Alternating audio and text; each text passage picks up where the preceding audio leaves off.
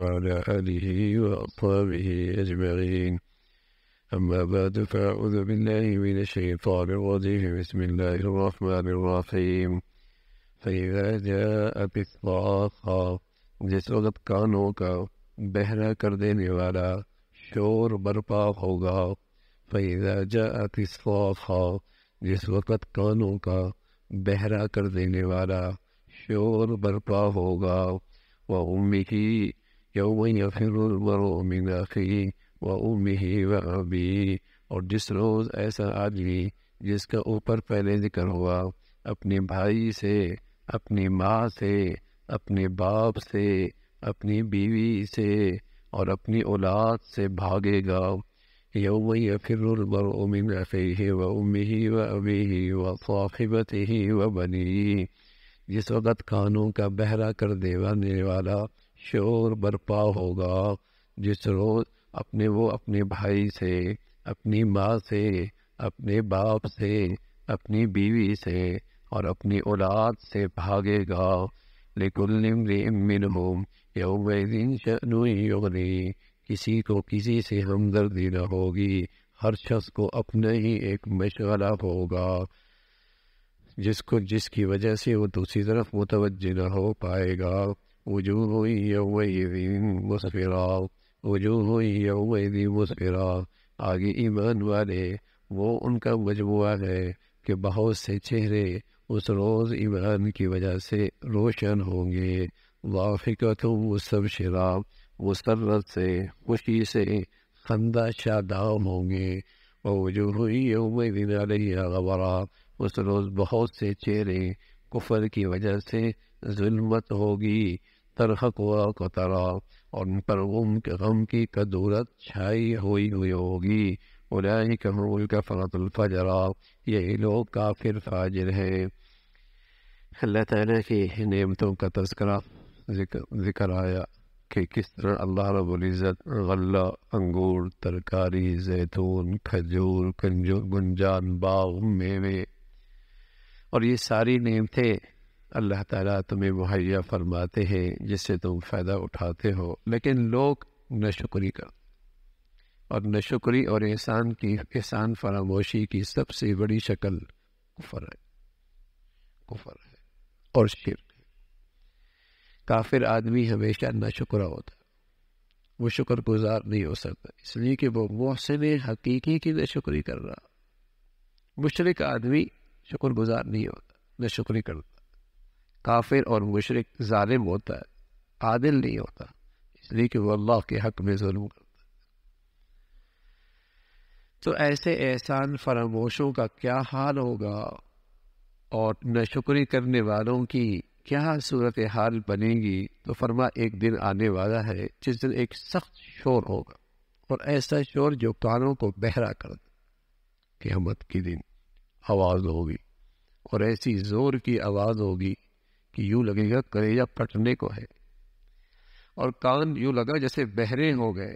یوم یفر المرء من اخیہ وامہ وابیہ وصاحبتہ وبنیہ، آدمی کا بھائی ہوتا ہے، اور آدمی کی والدہ ہوتی ہے، آدمی کا والد ہوتا ہے، پھر بیوی ہے، پھر بچے ہیں. یہ وہ رشتے ہیں کہ بسا اوقات آدمی دنیا میں ان کے لیے سب کچھ قربان کر دیتا ہے، اولاد کے لیے، اور بسا اوقات اپنی جان تک قربان کرنے کے لیے تیار ہو جاتا ہے، اپنی جان کو خطرے میں ڈالتا ہے ان کو بچاتا ہے. یہ وہ رشتے ہیں کہ آدمی دنیا میں ان سے ایک تعلق ہوتا ہے، ہمدردی ہوتی ہے، اور جو اس سے بن پاتا ہے ان کے لیے کرتا ہے. بھائی ہے، بہن ہے، باپ ہے، ماں ہے، اور پھر ان سے بھی زیادہ فطرتی تعلق بیوی اور بچوں سے ہے، ان سے ایک تعلق ہوتا ہے. فرمایا یہ دن ایسا ہوگا کہ کسی کو کسی سے کوئی ہمدردی نہیں ہوگی. سامنے دیکھے گا، منہ چھپائے گا، کہیں دیکھ نہ لے، بلا نہ لے. ہر شخص کو اپنی پڑی ہوگی، نفسہ نفسی ہوگی، ہر شخص اپنی مصیبت میں گرفتار ہوگا، اپنی ایک تکلیف ہوگی اسے. چاہت ہوگی کوئی مجھے نہ دیکھے اور مجھے کوئی نہ بلائے، یوم یفر المرء من اخی و امی و ابی و صاحبتی و بنی، ہر ایک اپنی اپنی مصیبت میں ہوگا اور کوئی کسی کی طرف توجہ نہیں دے گا۔ یہ وہ لوگ ہوں گے جو دنیا سے گئے اور بغیر ایمان کے گئے، کفر کی حالت میں مرے۔ اللہ تعالیٰ بس ایمان کے ساتھ دے دے تو پھر تو بیٹا بھی نفع دے گا، باپ بھی نفع دے گا۔ بلکہ قرآن مجید میں تو یہ ہے، دنیا میں جن نیک لوگوں سے محبت کی اور جو نیک لوگوں سے دوستی اور تعلق رکھا، قیامت میں وہ بھی کام آئے گا۔ الاخلاء یومئذ بعضهم لبعض عدو الا المتقین، ساری دوستیاں دشمنیوں میں بدل جائیں گی اس دن، لیکن جس دوستی کی بنیاد تقوی، پرہیزگاری، اللہ کی نسبت سے جو تعلق اور محبت ہوگی، وہ وہاں بھی کام آئے گی۔ وہ ایک دوسرے کے معاون بنیں گے، مددگار بنیں گے۔ وہ محبت، اصل میں وہ محبت بندے سے جو ہوتی ہے نا، وہ اللہ کی خاطر ہوتی ہے، اور وہ محبت حقیقت میں اللہ کی دین کی وجہ سے ہوتی ہے، وہ حقیقت میں اللہ کی طرف سے بھیجی ہوئی اسلام اور دینی زندگی کی وجہ سے ہوتی ہے۔ تو دین اللہ کیا بڑی چیز ہے، جو اس نسبت سے دنیا میں تعلق رکھتا ہے، اللہ کیا اس کی بھی بڑی قیمت ہے۔ حدیث میں رسول اللہ صلی اللہ علیہ وسلم نے فرمایا کہ اللہ کہتا ہے، حدیث قدسی ہے، وجبت محبتی للمتحابین فی والمتزاورین فی والمتجالسین فی والمتحابین فی والمتبادلین فی۔ فرمایا جو آپس میں بیٹھتے ہیں میری خاطر اور محبت بھی کرتے ہیں میری خاطر، اور ایک دوسرے پہ خرچ بھی کرتے ہیں میری خاطر، اور ملاقات بھی کرتے ہیں میری خاطر، میری محبت ان کے لیے واجب ہو جاتی ہے، میرے لیے ضروری ہوتا ہے کہ میں ان سے محبت کروں۔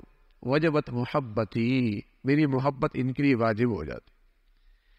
تو وہ حقیقت میں اللہ ہی کی محبت کا ثمرہ اور پھل ہوتا ہے کہ وہ دنیا میں اللہ کے نیک بندوں سے یا اللہ کی دین کی نسبت سے کسی سے محبت کرتا ہے۔ اولاد نیک ہے، اولاد نیک ہے، والدین بہت نیک ہے، بس اوقات یہ ہوگا کہ اولاد اس درجے کو نہ پہنچ پائی جس درجے پہ اللہ نے بلند مرتبہ باپ کو دی ہے، لیکن باپ کی چاہت ہوگی میری اولاد بھی یہاں پہنچے، اللہ اس کی چاہت پوری کر دے۔ اللہ تعالیٰ اس کو نیچے نہیں لائیں گے بلکہ اس کو بھی اوپر لے جائیں گے۔ تو نیکی کی وہ ایمان کی بنیاد پر اور نیکی کی بنیاد پر تو یہ ایک دوسرے کے لیے نفع ہوگا، لیکن اللہ کرے ایمان کے ساتھ خاتمہ ہو جائے، بس اللہ کرے ایمان لے کے دنیا سے چلے جائے تو پھر تو یہ بڑی طاقت دکھائے گا۔ پھر اس کی آگے اللہ رب العزت نے وضاحت فرمائی، کچھ لوگ ایسے ہوں گے جن کے چہرے ایمان اور نیکی کی وجہ سے روشن ہوں گے، جن کے چہرے ایمان اور نیکی کی وجہ سے روشن ہوں گے۔ ایمان کی وجہ سے دل روشن ہوتا ہے، چہرہ بھی پرسکون ہوتا ہے، لیکن کل قیامت میں اندر کی روشنی چہرے پہ جب آئے گی تو صاف پتہ لگے گا ہاں ایمان کتنی بڑی دولت تھی۔ ایمان سے دل روشن ہوتا ہے، دل چمکتا ہے، اور اس کا دنیا میں اثر ہوتا ہے کہ چہرہ پرسکون ہوتا ہے۔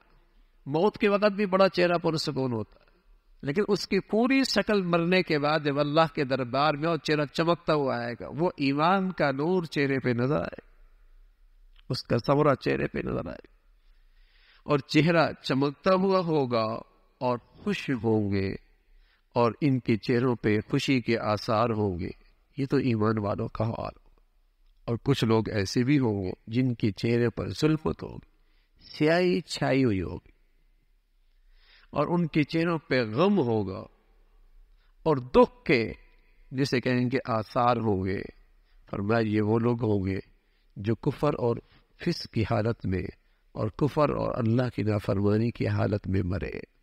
تو دونوں کا مرنا ایک جیسے نہیں ہوتا بھائی، نیک اور بد کا مرنا ایک جیسے نہیں ہوتا، ایمان والے اور کافر کا مرنا ایک جیسا، زمین و آسمان کا فرق، زمین و آسمان۔ لیکن چونکہ اللہ نے یہ دنیا امتحان گاہ بنائی ہے، مرنے والے کا انجام دنیا میں رہنے والا اپنی سر کی آنکھوں سے نہیں دیکھ پاتا، مرنے والے کا انجام اپنا سر کی آنکھوں سے دنیا والا نہیں دیکھ پاتا، لیکن خبر دے دی سچی کتاب میں، خبر دے دی کہ دونوں کا مرنا ایک جیسا نہیں ہے۔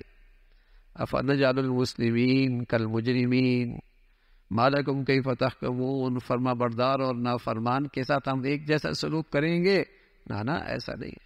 اگر تم سمجھتے ہو ایک جیسا سلوک کریں گے تو غلط فیصلہ کرتے ہو. ما سلککم فی سقر قالوا لم نک من المصلین، کیوں پڑے ہو جہنم میں؟ کہنے لگے نماز نہیں پڑھتے. کیوں جل رہے ہو اس جہنم کی آگ میں، اس آگ کے شعلوں میں کیوں جل رہے ہو؟ کہیں گے لم نک من المصلین، نماز نہیں پڑھتے تھے. تو با نمازی اور بے نمازی کا انجام ایک جیسا نہیں ہوتا، دونوں کا مرنا ایک جیسا نہیں، جینا ایک جیسا نہیں. اللہ رب العزت بھائی اس زندگی پر صحیح یقین نصیب فرما دے اور ایمان کی زندگی، ایمان پہ خاتمہ نصیب فرمائے. اللہم لک الحمد کلو ولک الشکر کلو، اللہم لک الحمد کلو ولک الشکر کلو.